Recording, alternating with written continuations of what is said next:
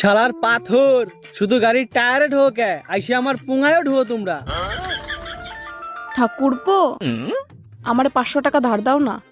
500 টাকা ধার দেব, কিন্তু তার বিনিময়ে তুমি আমারে কি দিবা? আমার আর কি দেওয়ার আছে বলো, তুমি যা চাবা আমি তাই দেব। তাই? তাহলে আমার একটা দাও। নেও।